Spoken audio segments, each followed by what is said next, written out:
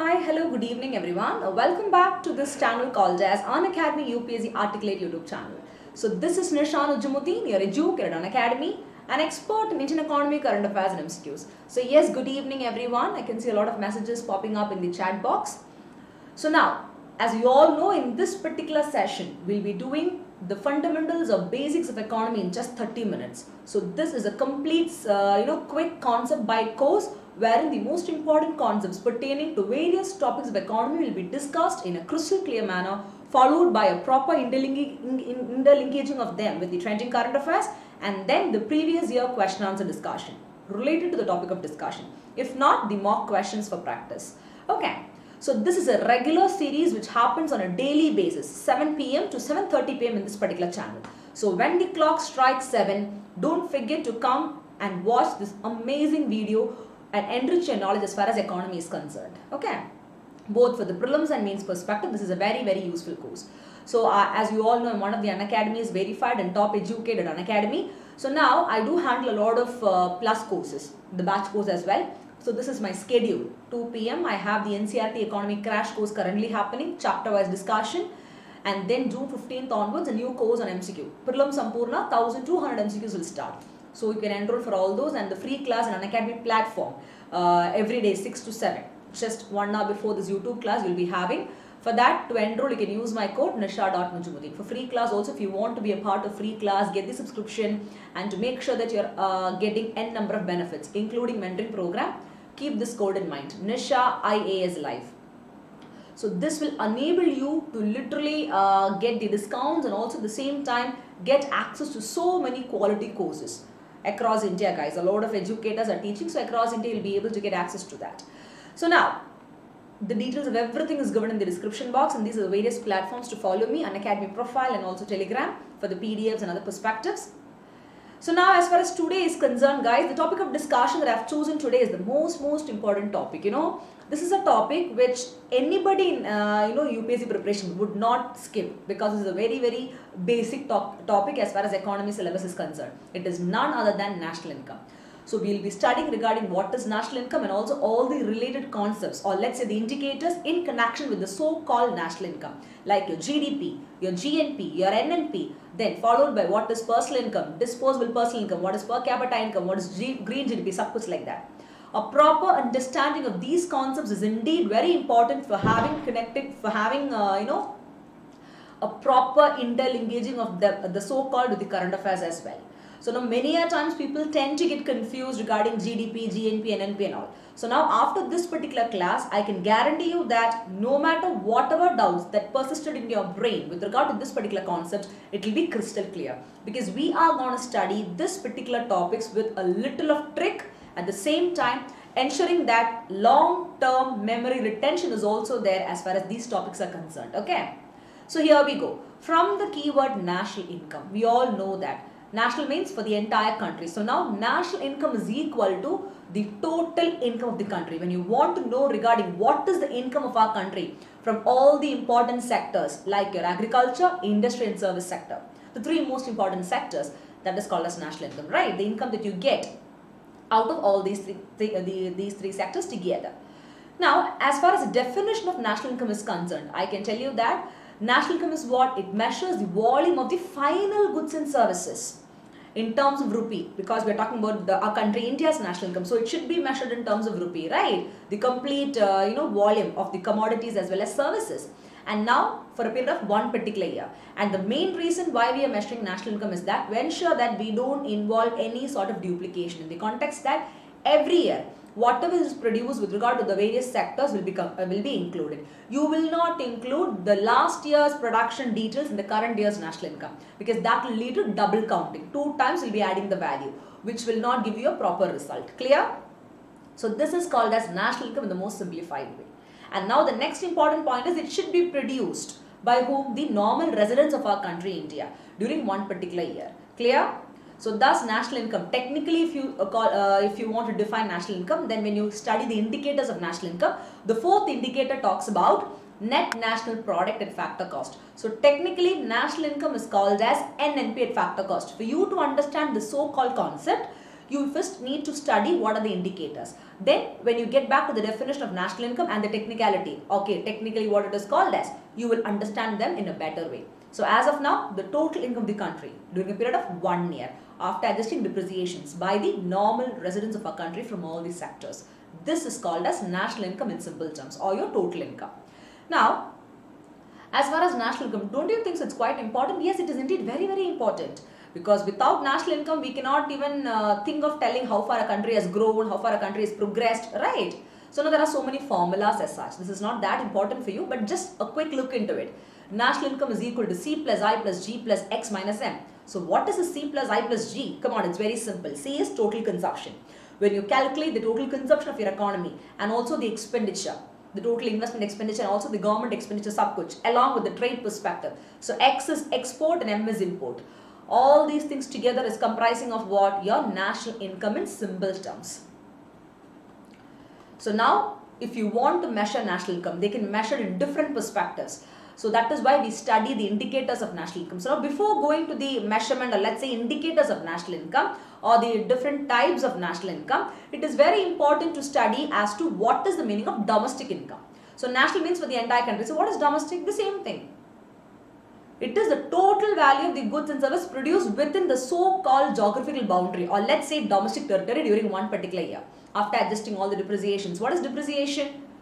Wear and tear of a machinery, right? So now, this is not that important to include this point in every definition, but still for your understanding I have included. So in simple terms, whatever you produce, the total value of both goods and services in one particular year within the country, that is called as domestic income. And now if your national income is NNP, net national product at factor cost, technically if you call it like that, your domestic income is equal to what? Net domestic product at factor cost. So now do not get confused just because I'm telling you this NDP, NNP, etc. Just keep your mind relaxed. You understand what is national income, you understand what is domestic income. The same thing. The only context is that in the context of domestic income, again, within the domestic territory or the geographical location is very, very important. Clear? So keeping in mind the definition of national income and domestic income, here we go to a most important topic of discussion. Now, you spoke about national income, we spoke about national income, then we saw the definitions and the other perspective. It is very important for us to know how it evolved over the years. Do you think just like that one day when you woke up you had a measurement of national income? Definitely no. It came over the years, right? If you see on a global perspective, I repeat, on a global perspective since the year 1665, the so-called national income was put forward. So I can tell you the idea of national income, it can be traced back to what? It can be traced back to the 17th century when a person called as, 17th century, when a person called as Sir William Petty of England. Sir William Petty of England. Take care. He actually made the very first known estimate of national income in the year 1665 at the global level. Now taking into consideration those experiences, or let's say those ideas, for our country India, who was the person behind the estimation or let's say calculation of national income? As we all know, it is none other than Dadabhai Naoroji. So the grand old man of India, or the great old man of India. So what did he do? He published a book called as Poverty and Un-British Rule in India. You can see this book. This is a real edition. Now, in this particular book, he actually spoke about the calculations of national income. He said that it is very important for a country like India to talk, or let's say measure the income of the national income, to know whether we have progressed or what are we supposed to do, in which area we have to focus and all. So now, though we were under the colonial rule also, Dadabhai Naoroji literally estimated or measured national income at rupees 20 per annum. During those days, 20 rupees was something very great, right? So now this is the evolution of national income before independence. So before independence, it was Dadabhai Naoroji brought an initiative. But you can't say that some specific amendments were made, but then he just gave a try. So along with him, a lot of other people also helped or assisted. Let's say William Digby, a person called as Mr. William Digby. Okay? In the year 1899, then another person called as Finlay Shiras. Then V.K. R.V. Rao, you would have heard about this person. V.K. R.V. Rao. He is quite famous even after independence also. So all these persons, and also R.C. Desai, another person. All these persons were there in the so-called estimation or calculation of national income. So Dadabhai Naoroji started, then what happened? These people took it up. So every year they made few changes, but then what did these people do before independence? When you calculated national income, one such point to be noted is they only took into consideration the output or the production from the first sector of the economy, that is primary sector, which means that all these people, including Dadabhai Naoroji, they calculated the national income of the country with the value of output of the agriculture sector. What about the secondary and service sector? A combination of all these three things should give you national income. But they took into consideration only the first sector. And now they did some sort of kallattarams, I mean, an element of guesswork. An element of guesswork appeared in including the data or statistics from the secondary and the service sector, which made the national income calculation absurd. Do you think there's some sort of clarity in this? Definitely no, it's kind of absurd. So that was the biggest limitation this method of calculation of national income was facing before independence, clear? But still an effort was made by Dadabhai Naoroji. So that is one important point with regard to evolution of national income before independence. Now, don't you think so? It's very important, important for us to know regarding the evolution of national income after independence. What happened after independence? After all these people put their efforts? Here we go. After independence, the calculation of national income, I can tell you, had a so-called structure. So now, after independence, after 2 years, take it, the government of India in the year 49, they appointed a committee called as National Income Committee. And for this committee, the chairman was P.C. Mahalanobis, who's called as the architect of Indian planning. But in reality, as I told you in the plus class of today, on 2 p.m.'s Unacademy plus class, what did I tell you? The real architect of Indian planning, or let's say the 5-year plans, is Jawaharlal Nehru, right? But still, this person has made a lot of contributions with regard to India's second 5-year plan and all. Professor P.C. Mahalanobis. He was a statistician. Okay. Now, this National Income Committee was under his chairmanship, because the National Income Committee or estimation means collecting data, then analyzing them, and then putting out stuff. So somebody who's from the so-called field is very important. And apart from that, 2 other people who were a part of the National Income Committee was Professor Gadgil and V.K.R.V. Rao. So if you notice, V.K.R.V. Rao was also there before independence. So he could understand the limitations what they had previously and to rectify them in a better way after independence for calculating national income. So these people, they collected data from all 3 sectors, then they presented, the very first report on behalf of National Income Committee in the year 51. But that was not accepted. There were few loopholes. So now again, they took another 2 more years. And officially, I can tell you that in the year 1954, the very first, I repeat, the very first report was submitted. The final report, the first report was submitted in the year 51. But then that had some loopholes and then it was rectified, and the year 1954, the final report of the National Income Committee was officially submitted. Now I can tell you that this particular report, which was submitted in the year 1954, the Government of India, that is considered to be the landmark in the history of India, because it's the very, very first time, take care, our country is being provided with such kind of comprehensive data regarding our national income, or what is the income of our country as a whole, to understand the progress in a better way. So now, we spoke about estimation, calculation of national income, for that a committee and all is there. Do you think simply the Government of India will appoint a committee? There should be somebody to monitor them, right? So now, who publishes national income, guys? Very important. Who publishes? Is it NSSO or CSO? Here we go. CSO, Central Statistical Organization. So at present in our country, India, even from beginning also, it is your Central Statistical Organization Office who is responsible for publishing all the calculations, estimates with regard to national income. Clear? And how often they publish? Do they publish monthly or periodically or yearly? They publish annually. Every year they publish what? Publish your national income. Now, a quick look into CSI. When were they established, guys? After independence, in the year 1951.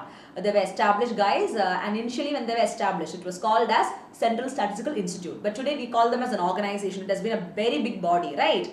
And which ministry they come? Since the CSO, the keyword statistical is coming, we know it pertains to data. So we have a ministry exclusively called as Ministry of Statistics and Program Implementation. That is MOSPI. So they come under that particular Ministry of Government of India. And the headquarter or the office is put up in the capital region, that is Delhi. So this was a quick look into CSO. Clear? So we are done with that. So now when you study about national income, it's very important for you to know the meaning, then the evolution. Why evolution? Is because, see, you study about all these things. Don't you think so? It's quite important for you to know how it came over the years, who brought it, which organization is responsible. So you won't forget things. You are studying in an in-depth manner. and that is simplifying the concept to more to have a better clarity. So now back to the next topic of discussion. So now there are few related aggregates or topics based on national income. Now when you talk about national income, when you want to measure the income of the country, you can measure them at market price and factor cost, or let's say factor cost and market price. Let's go in the sequential order. So what is this factor cost and market price? Why do you say that we are going to measure national income in factor cost, or we are going to measure national income in the context of market price? So here we go. A quick look into what is the meaning. So factor cost is also called as production cost. Let's say factory price, factor cost or factory price, or you can call it as the input cost or even production cost. Okay. So what is meaning of this? From this you got to understand that it has something to do with the production. That is what the idea is coming up, right? So now factor cost or factory price or product production cost, it refers to the cost of factors of production. We know that the factors of production are what? Land, labor, capital, entrepreneur. Now these four factors will get an income called as factor payments, which is called as land will get income in the form of rent, labor gets income in the form of wages, capital interest and entrepreneurship profit.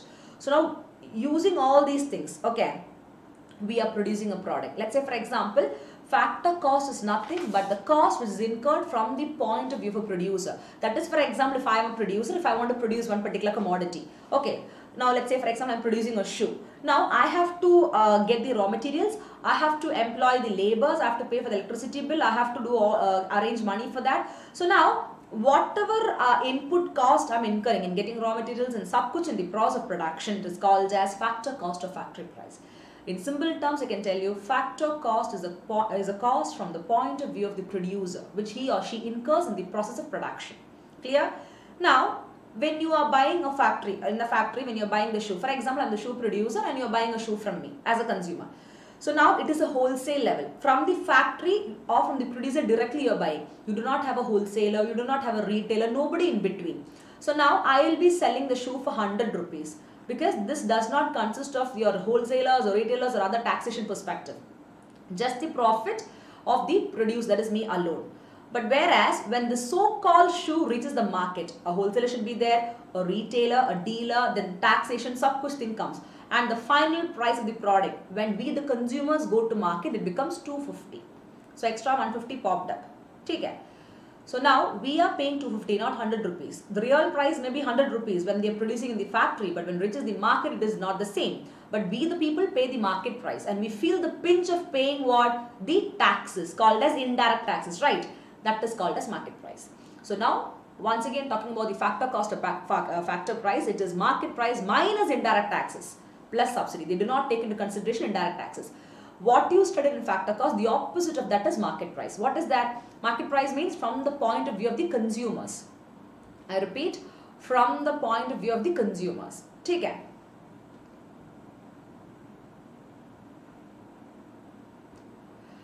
Now, the kind of price what the consumer is paying, finally, for what? Finally, with regard to your product, that is called as market price. So market price is again the cost that we people pay after making sure that the profit and taxes sab kuch amount has been included in the price of the commodity. That is when the shoe example I told you, when it reaches the market, the price changes. So now we are paying the real prices, right? The price may be 100, but when they reaches the market, so many stages the product is going through, which fetches an additional price, which we are ending up paying. So now market price takes into consideration what? Your factor cost plus the indirect taxes, and all the subsidies will be minused. So it's having an opposite relationship. Clear? And this market price is also called as consumer price, and most commonly they called as ex-factory price. Not your ex-girlfriend, boyfriend, guys. It's ex-factory wala price. Take care.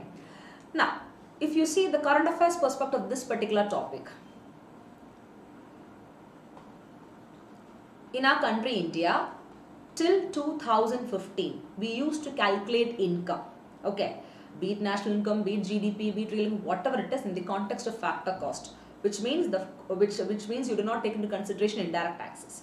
But after 2015, the economists and other experts felt that chalo, when we are buying a commodity, we are paying a higher price, which is inclusive taxation, and that is having a greater impact. So it is high time that we are removing the factor cost and we are including market price. And today, Till today, guys, since 2015, till today, the method of calculation of any sort of income, national income or GDP, whatever it is, in the context of market price, because they consist of indirect taxes. Clear? This is the current affairs perspective of this particular point. And that is enough. Those 2 points are perfectly fine. Now, moving on to the next topic of discussion. So, there is something called as important indicators or concepts of national income.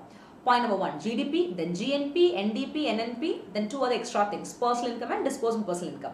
Let's quickly have a look into what is GDP. The most hit list topic of the day, I can say.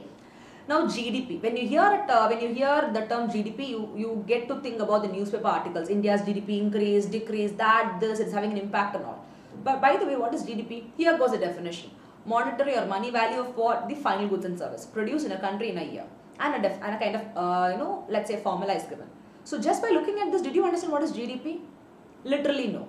So now, let me make it more simplified to you. That is, I'm going to explain to you the same concept from the point of view of a common man. A farmer is coming and asking you what is GDP. If you go and tell the farmer this definition, will he or she understand? Definitely no, right? So here we go. Now, we have 3 sectors of economy. We have our agriculture, then we have our industry, and we have the service sector. Now, all of you have a look at the definition of national income. 4 points are there. Final value of goods and service produced within the domestic territory of a country. Third is period is 1 year. And fourth is irrespective of nationality. Keeping these 4 solid points in mind, I am going to explain to you the similar concept with the help of an example. Take care. Now, let's say for example, in the class, take care, 2 of you are involved in agriculture. So, you are producing onions and tomatoes or potatoes. Let's get 3, onion, tomato, potatoes. Now, when you produce onion, tomato, potatoes, the output that you got from agriculture sector is, let's say, equal to 50 rupees. Okay. And now this is a final product for agriculture. Now, if you want to produce something for the industry with these products, this becomes the raw materials for the industry to make, let's say, from onion pakoda, tomato, your so-called, pichku, or let's say the ketchup, Maggi ka pichku, na the ketchup, tomato ketchup with the potato, again the potato chips, whatever you want. So now you are using these products and you're making that, and the output that you got is, let's say, 100 rupees. Now, just by collecting raw materials, just by producing them in the industry or processing them does not do the job. This particular chips or ketchup or let's say a potato chips, it should reach the consumers. Only then the market process is going on, right? It should be distributed also to the people for consumption. So now you need the help of wholesalers, retailers and all. But how will they reach the industry? Proper transportation, proper communication, banking, insurance, sab kuch, all these things comes under service sector. So, using all these things, the final output that you got after selling this product becomes 200 rupees. So, now what is GDP, guys? In simple terms, your agriculture plus industry plus service sector, that is 50 plus 100 plus 200, which is equal to 350 rupees. That is equal to your GDP, gross domestic product, in the most simplified manner. So, I hope it is crystal clear for each and everyone who is attending this class as to what is GDP. I think more than this, a simplified definition cannot be given. Don't you think so? Yes, indeed. So now, get back to the definition what I have taught you. It is the monetary or money value of all the final goods and service. So now, 3 sectors we have. What you saw in the example is the value of every final goods and services. The next condition is it should be produced within the domestic territory of your country. It shouldn't be outside India. You may think that people, let's say a lot of Indians are working in US, Japan and all. So they are NRIs. They may send you remittances or let's say money, but then that is not calculated in a country India's GDP. In GNP you calculate national product, but not in domestic. Whatever is produced in a country India for the period of 1 year. And the 4th point is, which you may not find in few textbooks, is in the context of irrespective. I repeat, irrespective of nationality. What is the meaning of that? The meaning of that is, see, an American, a Korean, a Japanese may work in a country, India, in the production of some car factory or whatever. So as long as they are within the boundaries of a country, India, their contribution is also taken into consideration. But the Indians who are working abroad, their contribution is not considered. But the foreigners working within the domestic territory. So the most important point here is geographical territory, guys. That is called as GDP in simple terms. Clear?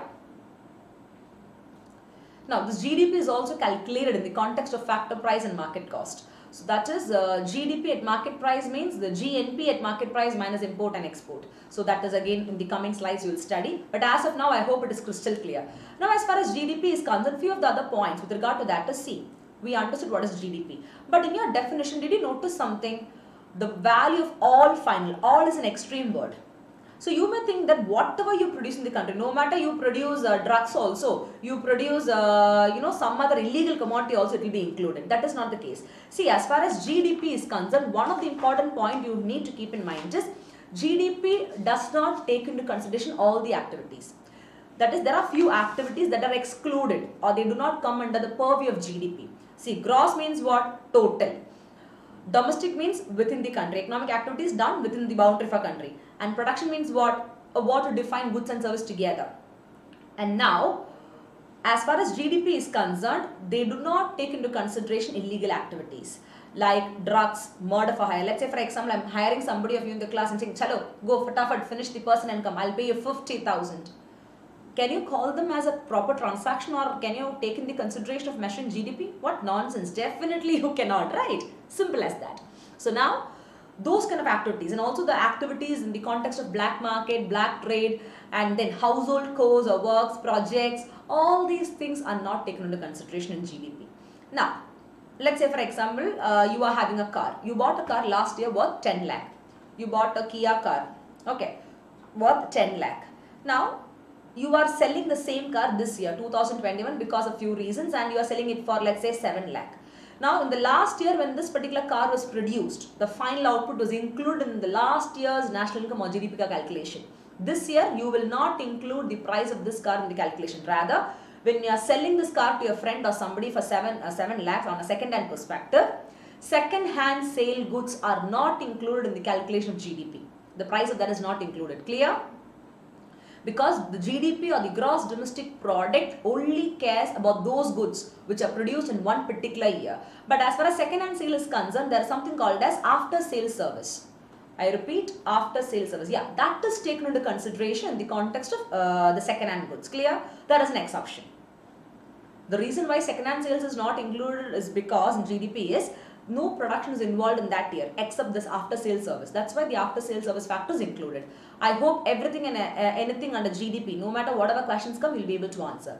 This is the pure basic clarity with regard to this particular concept. Clear? Now, based on this GDP, one more thing is you may receive some gifts from other countries or from your, let's say, as a help and all. Those things are also does not take into consideration while calculating a country India's GDP. And GDP is very, very important because if you want to know the growth of your country, you need to have a GDP to know whether the sectors are progressing properly, to have a proper comparison of the previous year and the current year, to put forward policies and schemes pertaining to the areas that requires better attention, to project the growth of the country. If you see in this COVID-19 pandemic, the International Monetary Fund, that is IMF and also the World Bank, they projected what? A decrease, a contraction in your GDP because activities are not, resuming in a holistic manner. But we are trying hard to ensure that we are back to track, right? So these are the important current affairs which are associated with this particular topic as well. Clear? Now, moving on to the next concept. So before going to the next indicator, GNP, Gross National Product, two more topics are important from GDP. Now, sometimes you have heard saying now, let's measure GDP at nominal cost. Nominal GDP, real GDP. What is nominal real? Something like a gross and net value. For example, nominal GDP means when you actually take into consideration the market value of all the final goods and service, what you are producing within the country. Real means what? After adjusting prices. That's, let's say for example, nominal is equal to gross. If the market value of all goods and service, whatever we produce is, let's say 20 crore. Okay.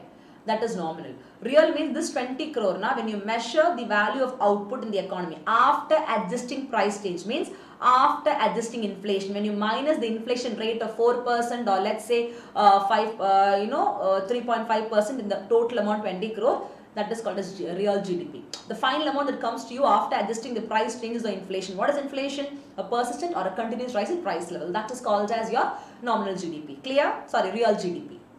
The same thing applies to per capita, nominal per capita, real per capita and all. Whenever the keyword nominal or real come, just keep one thing in mind. Nominal is the raw, the sab kuch, the entire amount. Real means when you are minusing the amount because you are adjusting inflation. That is the whole difference. Clear?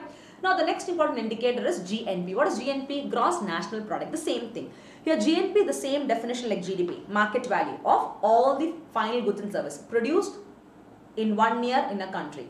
Now here the domestic territory is not taken into consideration, because no matter, let's say the people of India is working in US or America or let's say Japan or wherever, their contribution is also taken into consideration.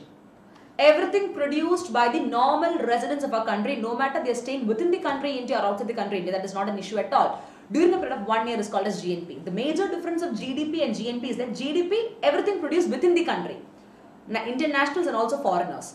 Whereas GNP is not the case. We don't take into consideration the contribution of foreigners. Rather, only the contributions, or let's say the productions done by a country people, the final value of goods and service produced by the residents or citizens of our country, India, whether they are staying within the country or outside the country for a period of 1 year. That is GNP in simplified term. That is enough. This is a major difference you have to understand with regard to this particular context. And now people used to say that we can use GNP to calculate or compare the country's transaction. That is absolute nonsense. It is not like that. Okay? We never use GNP or NDP. Not only gross national, even there is something called as net domestic product.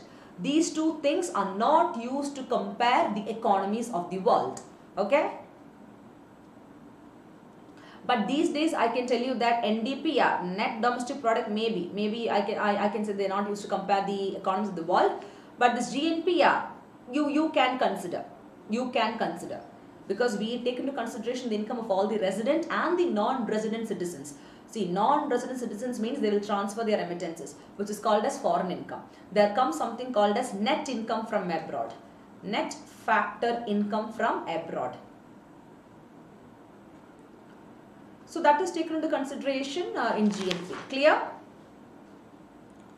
And now there are so many items which are counted in the segment called as income from abroad. One is trade balance. Let's say, for example, what was the net outcome of the year? Year means the year end with regard to the total export and imports of a country. That is one thing. Then what about the interest on external loan? What are the private remittances? All these things are coming under the GNP perspective. Take care. Now, when you study about GDP, GNP and all, it is very important that you study about something called as GVA. Many a times in prelims examination, you would have seen this, gross value added. The same definition of GDP, guys. The only difference is, in the context of GDP, you take into consideration the entire value of goods and services of all the sectors for one particular year, etc., etc. Gross value added means it measures again the value of goods and services produced in one particular area or one particular industry. It is sector wise. They are sector specific. Individually you can get the data of industrial sector, individually of agricultural sector, sub kuch like that. So GVA or gross value added is what? GVA or let's say gross value added. You can have a look into this. They are what? They are the value of output less the value of input, what you are using in the process of production. Just think about the sector specific, area specific perspective. That is what your gross value added is all about. Clear? Thus, this GDP is a broad concept because GDP is defined as what? The sum of GVA. So, GVA is inclusive in GDP. GDP is broader, GVA is narrow. In GDP comes your gross value added. Clear? Because all the three sectors are coming together in GDP. But whereas individually, if you want to measure, you use something called as gross value added. That is a major difference. Now, moving on to the next important indicator. What are they? Net national product, NNP. It is nothing but it is GNP, gross national product after depreciation. Depreciation means wear and tear of the plant and machinery. And thus, you have your NDP. That is net domestic product. What is net domestic product, guys? Again, net domestic product or NDP is your GDP calculated after adjusting the weight of depreciation. That is the GDP minus the total value of wear and tear which happened with regard to the asset while the goods and services have been produced. That is called as net domestic product. And there is one point particular thing as far as net domestic product, not national, I am thinking about the domestic, net domestic product or NDP is concerned. One factor is very important. What are they?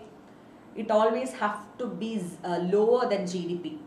NDP has to be always lower than GDP for the same year.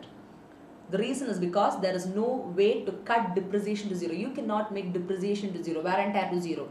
That is, and for example, you bought a washing machine for 30,000.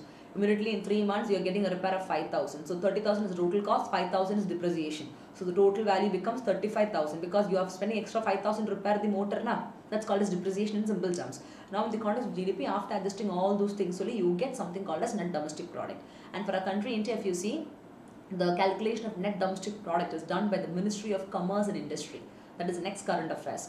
Take care, because the government of economies now, they decide and announce the rate by which the assets will depreciate, and then they publish a list. For every country it differs. For India, the rate is different from that of the US. And they also determine which sections of society are using it and etc. to understand the depreciation level.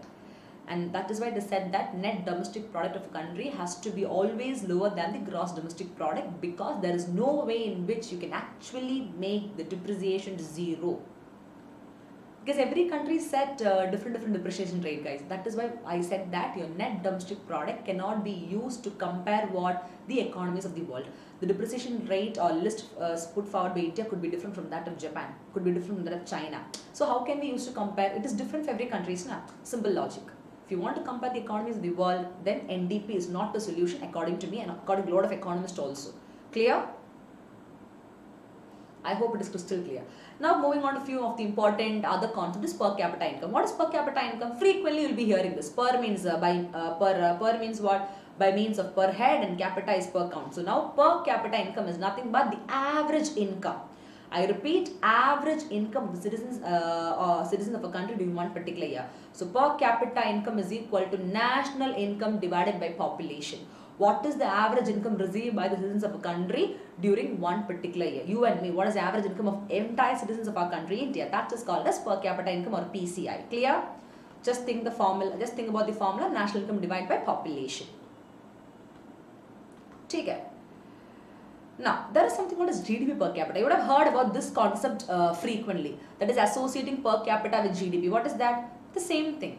Measure of a country's economic output that accounts for the number of people. When you divide the country's GDP by total population, that is called as GDP per capita. Per capita individually is national income by population, but GDP is what? When the entire country's GDP, when you are dividing them by the total population of the country, then that is called as GDP per capita in simple terms. What is per capita real GDP? Again, real GDP divided by population. Actually, the best indicator to measure economic growth. I repeat, the best indicator to measure the real economic growth of the country is real per capita income, because nominal per capita income doesn't take into consideration the inflation rates, whereas real per capita income reflects what the value after adjusting the price change, or let's say inflation rates. I hope it is crystal clear for all you people. The same thing. The next important concept is personal income. What is personal income, guys? You and me, when you receive a salary or wages or whatever, the amount of money that you have in your hand, the income of residents or individuals of a country from all the sources. It could be any source, okay? That is called as personal income.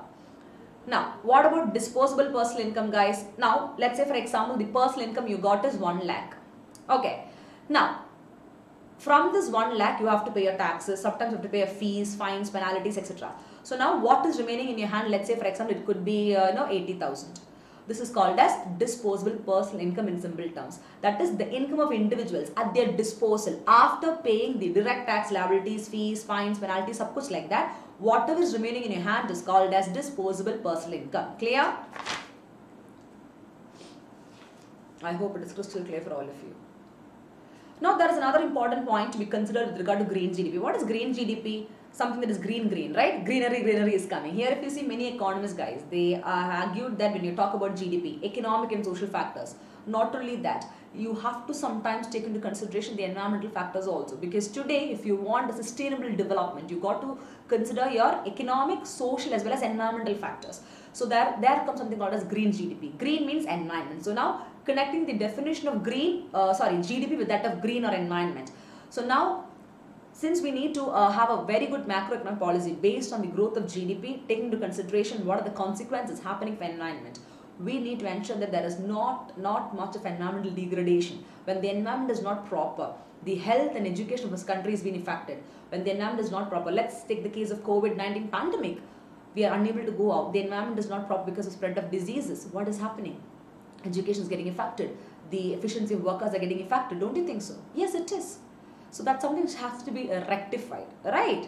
So now green GDP is what basically the calculation of net natural consumption. That is when you talk about or when you calculate how much the environment is degrading because of human activities. What about the resource depletions with regard to your renewable non-renewable source of energies? What about the protective and restorative environment initiatives? A calculation of sab kuch is called as green GDP, greening the GDP, right? It's indeed very important these days. Nothing is out of the purview of environment these days. We all know that. So does economics, GDP as well, guys. This comes under environmental economics actually. And this is very important. If you see your SDG, Sustainable Development Goals also, they spoke about green GDP. Apart from economic and social indicators, make a point that we're including what? The green GDP as well. Making sure that the environment is in par with the growth and development perspective. Not destroying the environment to a greater extent. If you see global warming, climate change, sab kuch is causing disastrous effect to the economy in the form of cyclones, that, this and all. The root cause is climate change, which is again because of environmental disasters and environmental degradation issues, right? Even the habitats of flora, fauna, sab kuch is getting affected. And now at the end of the day, what is happening? Our economic and social indicators are getting affected when such a kind of, let's say, a natural disaster has happened because of man-made activities. Automatically, a lot of loss to life and property is happening, which is causing a huge impact on the economic and social perspective. Don't you think so? So that is how it is connected. So now you can just go through this beautiful, paper article from Lokmat Times, which talks about SDG, that is Sustainable Development and the Green GDP. Clear? And what is Sustainable Development, guys?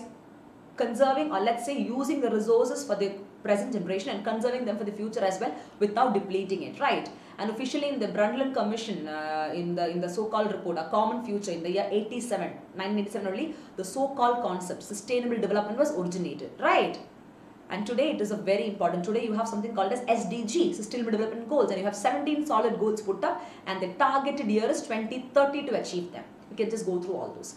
Now, moving on to the next topic of discussion. What are the methods of measuring national income? There are three methods. The most solid three methods, very interesting method. Income method, production or value, or even you can call it as output method. And third one is expenditure method. So now, it is not necessary that you have to study each of these in detail as far as UPSC syllabus is concerned, but a quick look into it. What is income? When you measure the national income based on the factor payments, exclusively in the context of income of laborers like wages, salary, the profits of the entrepreneurs, the rent that you get from land, those are called as income method. What about expenditure, guys? That is, to be honest, in income method, the total of net income earned by working people in different sectors and the commercial sectors. Take care. Then it takes into consideration only those income of the people who are residents of our country, India. Clear? What about production, guys? What is the production output method means? What is the kind of income, or let's say the kind of income that arises from all the important three sectors: agriculture, industry and service. Expenditure or consumption means it talks about all the government expenditure, investment expenditure for the activities, consumption expenditure, of course, like that. So all these three together is how you calculate a GDP. Now, as far as the country India is concerned, do you think we need to take actually all the three methods together? A mixture of all three methods is required, or let's say only one or two methods required? So people may say expenditure, people may say output. Yes, quick. Do you think only income method or all the method together? I could see majority saying all the method, really. So here we go. Actually, as far as national income or GDP is concerned, guys, as far as the country India is concerned, again, a combination of two methods is required. One is product or output method and income method. Expenditure is not required. So a combination of product or output and income method is used in the calculation of what national income for our country India. So quick look about the facts of national income, guys, for UPSC prelims. Whatever I told you, only the same thing regarding who made the first estimate, Dadabhai Naoroji. Next scientific estimate, the very first scientific estimate was by Professor V.K.R.V. Rao. So the very first estimate was by Dadabhai Naoroji, but scientifically it was done by V.K.R.V. Rao initially. Then if you see, we had a committee in the year 1948 and 49 through Ministry of Commerce. And who was the chairman? Mahalanobis, right? Who was also the chairperson of Indian Statistical Institute. All these things I told you. And currently we have the National Statistical Office. That is the CSO. Central Statistical Organization has been changed. The name is changed to NSO, which calculates what? The national income. And every year we publish. Which ministry? Ministry of Statistics and Program Implementation. And if you see, Why the name is called as NSOS? Today, if you see, there are two organizations, National Sample Survey Organizations, which collect samples on an individual perspective, and CSO on the holistic perspective. These two are merged together, and today you have only one organization called as National Statistical Organization, which is coming under the Ministry of Statistics and Program Implementation. This is very important. Please have a look into it. Okay. So you do have only a National Statistical Office today, as far as the current affairs is concerned. So now as far as this topic is concerned, guys, it's very, very important. In the year 2013, you had a question from the prelims examination. What is the question? A simple one. The national income of a country for a given period is equal to what? Total value of goods and service, sum of total expenditure, sum of personal income, and the money value of final goods and service. Now, we all know that. What is the answer? Of course, option number D. People are confused in A and D because total value of goods and service by nationals and money value of goods and service produced makes you think. But as far as national income is concerned, we know that it doesn't have a context with regard to nationals. They take into consideration the income of the others as well, as long as they're within the domestic territory of a country, India. That is why the answer is D. Money value of all final goods and services produced. Clear? The so-called world nationalists is not important. That is why we had to eliminate the first one. The next question is from 2011. It was asked, in the context of Indian economy, consider the following statement. First one tells the growth rate of GDP has steadily increased in the last 5 years. Second, the growth rate in per capita income has steadily increased in the last 5 years. So the statements are same. The only difference is GDP and per capita. So by mistake, I have just highlighted the options. Doesn't mean it should be correct. Okay. So think and give the right answer. Sometimes both could be correct, or any one could be correct, or both could be wrong.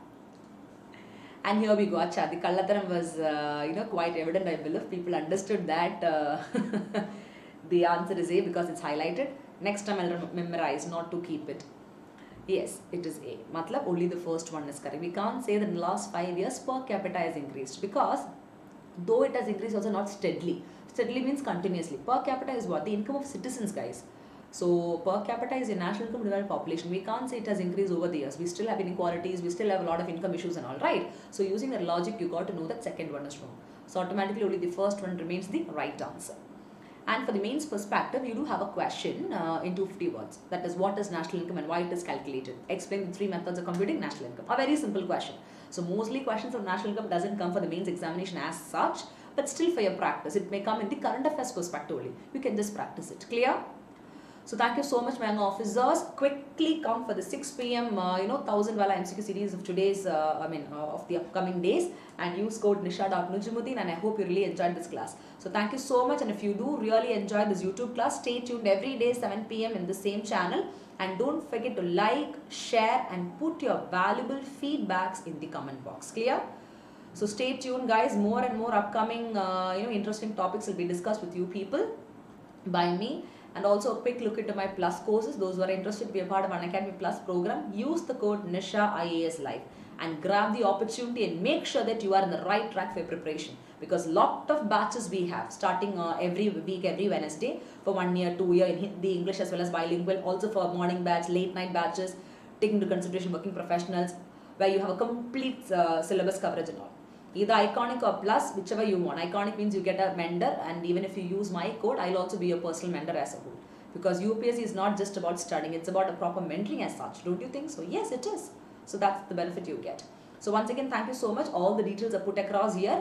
So make sure that you're using the maximum out of it and making sure that you are in the right path. You are in the right path of becoming the civil service officers. Okay? Thank you and Jai Hind.